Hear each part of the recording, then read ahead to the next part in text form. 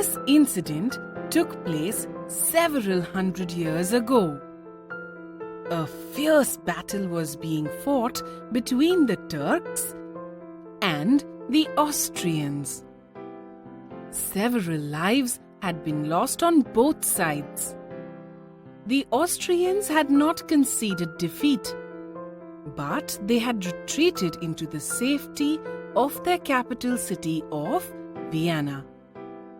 The gates were heavily guarded and no one could go out of the city for any work, however urgent it may be. Sentries were posted all over the high walls and they were keeping a close watch on the enemy. The Turks had surrounded the city of Vienna. Many weeks passed this way. People were in despair as they could get no food from the country, and whatever was within the city was fast getting over.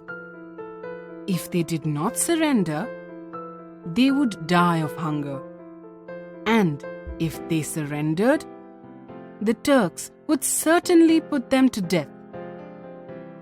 They felt trapped either way.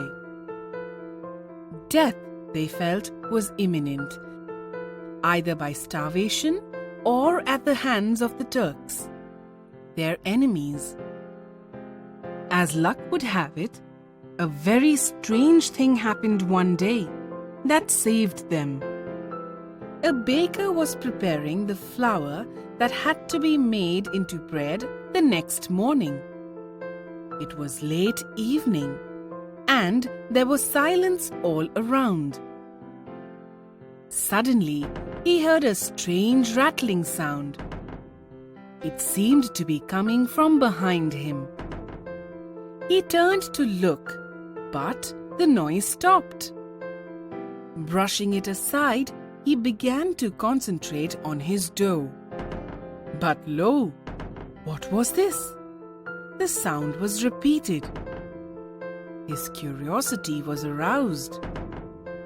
He stood absolutely still and listened carefully. The sound was coming from behind him. He turned around and cautiously moved towards the direction of the sound. The sound wasn't continuous. It would start and stop at regular intervals. The rattle was stronger now. He had reached a table at the other end of the room. He bent down and there he discovered the source of the noise. Below the table, in a corner, stood a toy drum. The drum belonged to Paul, his youngest son. On the head of the drum lay several marbles. The baker sat on the floor to observe the drum. Every few seconds, the head of the drum would shake, and the little marbles would dance on it. That was the source of the sound. The baker became very alert. He put his ear to the ground and heard a tap-tap sound. It was almost continuous. He frowned, trying to think what could this be. Then it struck him. This regular tapping sound was caused by the blows of a pickaxe. The Turks were digging a tunnel under the walls of the city. Their city. The baker began to tremble. Then, composing himself, he rushed out. He had to warn the rulers of the Turks' plan.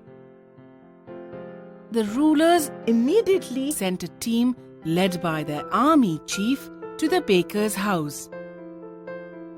They too saw the drum rattle, the marbles dancing on the head of the drum. They heard the regular tap-tap of the pickaxe and were convinced that the Turks were digging a tunnel right into the city. The Austrians opened the city gates and took the Turks by surprise. After a short but fierce battle, the Turks turned and fled, leaving the Austrians free at last. The emperor then called the baker to the palace. "I have heard that we all owe our safety to you.